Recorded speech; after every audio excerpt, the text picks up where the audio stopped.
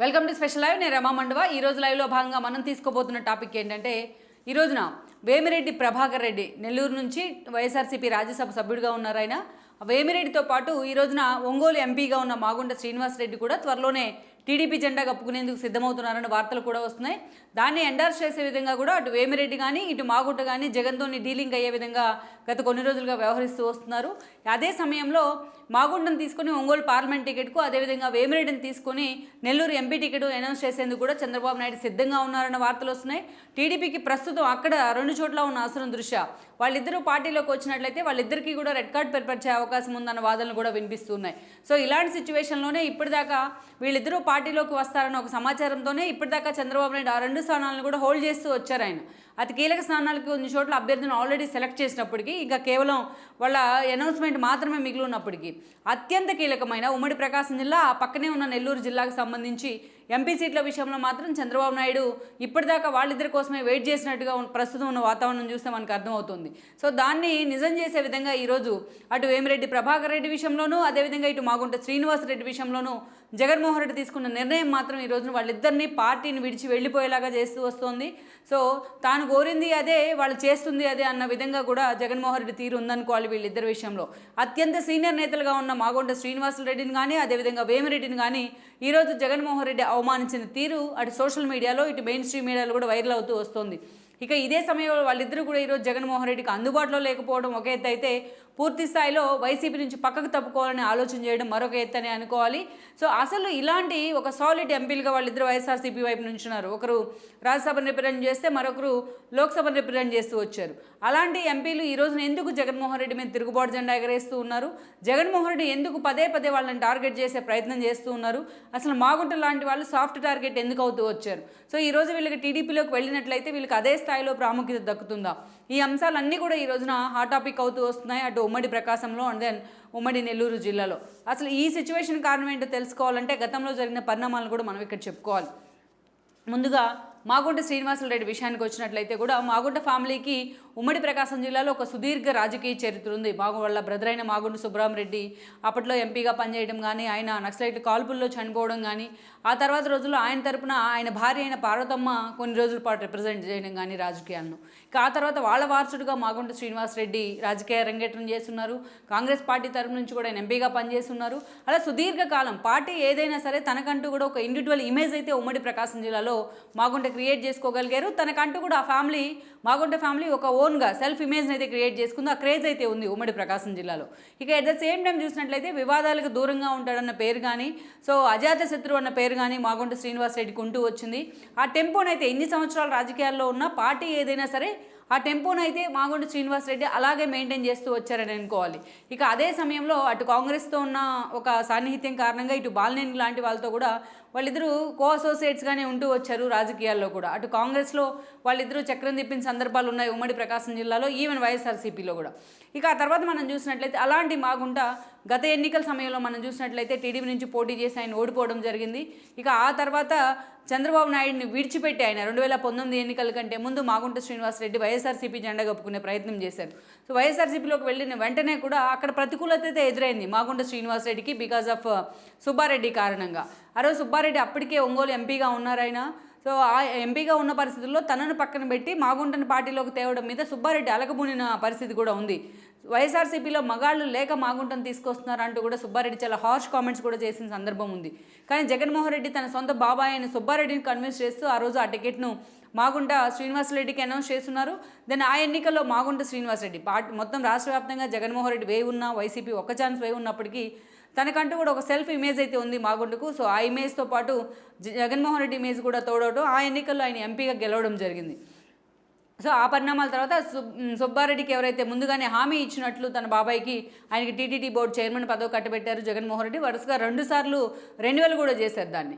ఆ తర్వాత ఇటీవలే ఆ బాధ్యతలు భూమనకి ఇచ్చున్నారు. ఆ ప్లేస్లో ఈ రోజున సుబ్బారెడ్డిని తీసుకెళ్లి ఉత్తరాంధ్ర కీలక బాధ్యతల్లోని జగన్మోహన్ రెడ్డి నియమించారు. తాజాగా వైఎస్ఆర్సీపీ ఖాతాలో రాబోతున్న 3 రాజ్యసభ సీట్లలో ఒక సీట్ను తన బాబాయ్ సుబ్బారెడ్డి కూడా ఆయన కేటాయించిన పరిస్థితి అయితే ఉంది. సో ఇక్కడ మాగుంట శ్రీనివాసరెడ్డి విషయానికి వచ్చినట్లయితే గత ఎన్నికల్లో ఆయన అక్కడి నుంచి ఎంపీగా గెలిచినప్పటి నుంచి కూడా పూర్తిగా ఏదైతే శ్రీనివాసరెడ్డి వాయిస్లెస్గా మారారు, వైసీపీలో ఉన్న కొన్ని విమర్శలను కూడా ఎదుర్కొన్నారు. ఎందుకంటే ఎంపీలందరూ డమ్మీలుగానే మారున్నారు. ఇటీవలే సంజీవ్ లాంటి వాళ్ళు పార్టీని వదిలిపెట్టి వెళ్ళిపోతూ కూడా శ్రీకృష్ణదేవరాయలు లాంటి వాళ్ళు పవర్ ఉన్నా కూడా పార్టీకి పవర్ ఉన్నా మాకు పవర్ లేదంటూ పార్లమెంట్లో వాళ్ళు మాట్లాడిన పరిస్థితి ఉంది. జగన్మోహన్ రెడ్డి కేసుల కారణంగా అటు బీజేపీ తీసుకున్న కొన్ని నిర్ణయాలను మేము వ్యతిరేకించలేకపోతున్నాం హౌస్లో అంటూ కూడా వాళ్ళు మాట్లాడిన సిచ్యువేషన్ ఉంది. సో అలాంటి సిచ్యువేషన్లోనే మాగుంట మాత్రం చాలా సైలెంట్గానే ఉంటూ వచ్చారు. ఆ టెంపోను అయితే మెయింటైన్ చేస్తూ వచ్చారు. ఎప్పుడైతే లిక్కర్ మాఫియా వ్యవహారం తెర మీదకి రావడం కానీ బీజేపీ వర్సెస్ బీఆర్ఎస్ అన్న ఫైట్లో ఆ క్రమంలో కవిత లాంటి వాళ్ళ అరెస్టులు కానీ కవిత లాంటి వాళ్ళని ఈడీ విచారించి ఆమె అరెస్ట్ అంటూ కూడా అప్పుడు వచ్చిన వార్తలు. ఈ సమయంలోనే సౌత్ కింగ్ పిన్గా ఉన్న కవితను పోలీసులు ఇంట్రాగేట్ చేసే ప్రయత్నం చేశారు ఈడీ అధికారులు. సో ఈ క్రమంలోనే సౌత్లో ఉన్న లింకులు, ప్రత్యేకించి ఏపీలో ఉన్న లింకులు కూడా బయటపడ్డాయి. విజయసాయిరెడ్డి అల్లుడు వరుస అయిన శరత్చంద్రారెడ్డితో పాటు ఆ రోజున రాఘవరెడ్డిని కూడా మాగుంట శ్రీనివాసరెడ్డి కొడుకైన రాఘవరెడ్డిని కూడా ఆ రోజున ఈడీ అరెస్ట్ కూడా చేసింది. ఆయన జైల్లో కూడా సుదీర్ఘ కాలం ఉన్నారు. అయితే అప్పటి నుంచి కూడా పార్టీతో మాగుంట డీలింక్ అవుతూ వచ్చారు. తన కొడుకు స్వయంగా అరెస్ట్ అయిన జగన్మోహన్ రెడ్డి ఆ విషయంలో తను పట్టించుకోలేదనే ఆవేదన ఉంది ఆయనకు. తన పార్టీకి అఫిషియల్ ఎంపీగా ఉన్నప్పటికీ కూడా జగన్మోహన్ రెడ్డి తను దూరం పెట్టారనే ఒక ఆవేదన అయితే మాగుంటలో ఉంది, ఆయన వర్గంలో కూడా ఉంది. సో ఈ ఇష్యూ జరిగిన దగ్గర నుంచి కూడా జగన్మోహన్ రెడ్డి నిజంగానే మాగుంటని పార్టీకి డీలింగ్ చేస్తూ వచ్చారు. అంతగా ఆయన కన్సిడర్ చేసి పార్టీలో తాను దగ్గరికి తీసుకొని అన్వయించిన సందర్భాలు కూడా లేవనే చెప్పుకోవాలి. అప్పటి నుంచే మాగుంటకు సంబంధించి అనేక రకాల స్పెక్యులేషన్స్ వస్తూ ఉన్నాయి. ఇక ఎప్పుడైతే ఎన్నికలకు దగ్గర పడుతున్న ఈ సమయంలో బాలినేని లాంటి వాళ్ళు కూడా మాగుంటకి ఎంపీ టికెట్ ఇవ్వాల్సిందే అంటూ కూడా పట్టుబట్టిన పరిస్థితి అయితే ఉంది. సుదీర్ఘకాలం శ్రీనివాసరెడ్డి అలాంటి డిమాండ్ పెట్టినప్పటికీ జగన్మోహన్ రెడ్డి లైట్ తీసుకున్న సిచ్యువేషన్లో ఈరోజు బాలినేని కూడా పూర్తి స్థాయిలో సైలెంట్ అయిపోయి ఉన్నారు. సో అలాంటి సమయంలో లేటెస్ట్గా మనం చూసాం జగన్మోహన్ రెడ్డి మోడీని కలిసేందుకు ఢిల్లీ వెళ్ళడం కానీ ఆ పర్యటన అయిపోయి బయటకు వస్తున్న సమయంలో మాగుంట లాంటి వాళ్ళు నమస్కారం చేసినా కనీసం ఆయనకి తిరిగి నమస్కారం చేయకుండా పక్కకు వెళ్ళిపోవడం, ఇవన్నీ కూడా నేషనల్ మీడియాతో పాటు జాతీయ స్థాయి మీడియాతో పాటు లోకల్ మీడియాలో కూడా హైలైట్ అవుతున్న పరిస్థితి అయితే ఉంది. పూర్తి స్థాయిలో ఈరోజు మాగుంటకైతే ఒక క్లారిటీ వచ్చింది. ఆయన పార్టీ విడిచి వెళ్ళబోతున్నారన్న చర్చ అయితే హాట్ టాపిక్ అవుతూ వస్తుంది. ఇక అదే సమయంలో మనం వేమిరెడ్డి గురించి కూడా చెప్పుకోవాలి. నెల్లూరు జిల్లా నుంచి ఒక సక్సెస్ఫుల్ పారిశ్రామికవేత్తగా వేమిరెడ్డి ఎదుగుతూ వచ్చారు. తనతో పాటు ఆయన భార్య ప్రశాంతికి కూడా అదే స్థాయిలో ఒక రెప్యుటేషన్ ఉండింది సోషల్ యాక్టివిటీస్లో కూడా. ఆ తర్వాత చూసినట్టయితే అలాంటి వ్యక్తి జగన్మోహన్ రెడ్డితో 2014 ఎన్నికల తర్వాత ఆయన జగన్మోహన్ రెడ్డితోనే అసోసియేట్ అయ్యే ప్రయత్నం చేశారు. 19 ఎన్నికల కంటే ముందు ఆయనకు రాజ్యసభ పదవిని కూడా జగన్మోహన్ రెడ్డి కట్టబెడతాం జరిగింది. ఒక మేకపాటి లాంటి వాళ్ళు అనారోగ్య కారణాలతో రెస్ట్ తీసుకున్న పరిస్థితుల్లో ఒక వేమిరెడ్డి లాంటి వాళ్ళు ఆ ప్లేస్ని రీప్లేస్ చేసే ప్రయత్నం చేశారు వైఎస్ఆర్సీపీ తరఫున. 2019 ఎన్నికల్లో ఆ పార్టీకి అర్ధబలం అంగబలం పుష్కలంగా అందించడంలో కూడా వేమిరెడ్డి లాంటి వాళ్ళు పూర్తిగా ఇన్వాల్వ్ అయి ఉన్నారు. పార్టీని సక్సెస్ బాట్ అయితే పట్టించగలిగారు. సో ఆ స్థాయిలో వేమిరెడ్డి పార్టీని హోల్డ్ చేస్తూ వచ్చారనుకోవాలి ఉమ్మడి నెల్లూరు జిల్లాలో. అయితే ఎన్నికలు అయిపోయినాయి. ఆయన రాజ్యసభ సభ్యుడిగా సక్సెస్ఫుల్గా కొనసాగుతూ వచ్చారు. అయితే ఈసారి జగన్మోహన్ రెడ్డి మాత్రం కోటమిరెడ్డి తన పార్టీని వీడి టీడీపీకి వెళ్ళిన కారణంగా నెల్లూరు ఎంపీగా ఉన్న ఆదాల ప్రభాకర్ రెడ్డిని తీసుకెళ్లి కోటమిరెడ్డి ప్లేస్ అయిన నెల్లూరు రూరల్లోని ప్లాన్ చేసే ప్రయత్నం చేశారు. సో ఇప్పుడు నెల్లూరు ఎంపీ స్థానం ఖాళీగా ఉంది. అటు మేకపాటి ఫ్యామిలీ మేకపాటి రాజమోహన్ రెడ్డి తన అనారోగ్య కారణాలతో ఇప్పుడు పోటీ చేసే పరిస్థితుల్లో లేరని అనుకోవాలి, తన వయసు రీత్యా కూడా. సో అలాంటి సిచ్యువేషన్లో జగన్మోహన్ రెడ్డి ఈ రోజున వేమిరెడ్డిని అక్కడి నుంచి పోటీ చేయించాలని ఒక ప్రపోజల్ పెడతాం జరిగింది. అయితే తాను అక్కడి నుంచి పోటీ చేయాలంటే తాను అడిగిన చోట్ల పాటు తన భార్యకు కూడా టికెట్ ఇవ్వాలని ఒక డిమాండ్ను, అంటే టోటల్గా ఒక 3 టికెట్లు అసెంబ్లీ టికెట్లు తనకు కేటాయించాలని ఆయన డిమాండ్ పెట్టినట్టు చర్చ జరిగింది. అదే సమయంలో నెల్లూరు సిటీ నుంచి ఎమ్మెల్యేగా మాజీ మంత్రిగా ఉన్న అనిల్ కుమార్ యాదవ్ విషయంలో కూడా ఒక నెగోషియేషన్ అయితే ఉంది వేమిరెడ్డి ఫ్యామిలీకి. సో అనిల్ కుమార్ యాదవ్ ప్లేస్లో తన భార్య ప్రశాంత్కి టికెట్ ఇవ్వాలని వేమిరెడ్డి అడిగినట్టు ప్రచారం జరిగింది. అయితే జగన్మోహన్ రెడ్డి మాత్రం చివరి నిమిషం వరకు అలాగే అంటూ చెప్తూ వచ్చి లాస్ట్ మినిట్లో అనిల్ కుమార్ యాదవ్ని తీసుకెళ్లి నర్సరావుపేట ఎంపీగా అనౌన్స్ చేస్తున్నారు. సో మొన్నటి నుంచి కూడా వేమిరెడ్డి తన భార్య ప్రశాంత్కి నెల్లూరు సిటీ టికెట్ అడుగుతున్నారనే ప్రచారం కూడా ఉంది. సో అదే సమయంలో జగన్మోహన్ రెడ్డి ఇప్పుడు చూసినట్లయితే నర్సరావుపేట ఎంపీగా అనిల్ కుమార్ యాదవ్ని పంపించే ప్రయత్నం చేశారు. ఇక తన భార్యకి రూట్ క్లియర్ అయినట్టే, తను అడిగిన సీటు వచ్చినట్టే అని కూడా వేమిరెడ్డి అంచనాలు వేస్తున్న ఈ సమయంలో జగన్మోహన్ రెడ్డి అనిల్ అనుచరులైన ఖలీల్కి సిటీ టికెట్ ఇవ్వడం జరిగింది. అంటే అటు ప్రశాంత్కి టికెట్ లేనట్టే అని కూడా జగన్మోహన్ రెడ్డి స్పష్టం చేశారు. ఇక దాంతోపాటు తాను కోరిన మిగతా 2 సీట్ల విషయంలో కూడా జగన్మోహన్ రెడ్డి ఎక్కడా తనకు సమాధానం చెప్పే ప్రయత్నం చేయలేదు.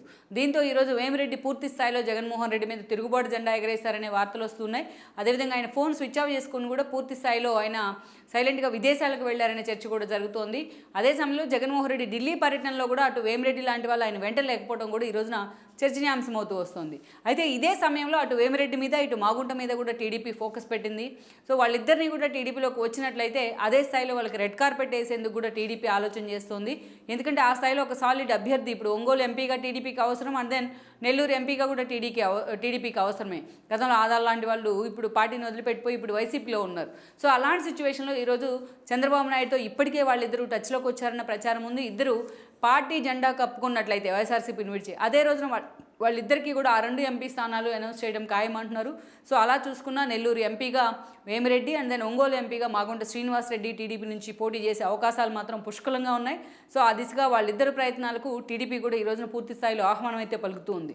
మరి ఈ ఫీజిబిలిటీలో వాళ్ళిద్దరూ కూడా ఎంతవరకు ఫిట్ అవుతారు, ఈ సమీకరణాల్లో ఎంతవరకు కూడా రేపటి ఎన్నికల్లో టీడీపీకి వర్కౌట్ అవుతాయనేది కూడా మనం చూడాల్సి. ఈ వీడియో మీకు నచ్చినట్లయితే please share, like and subscribe R24 Telugu.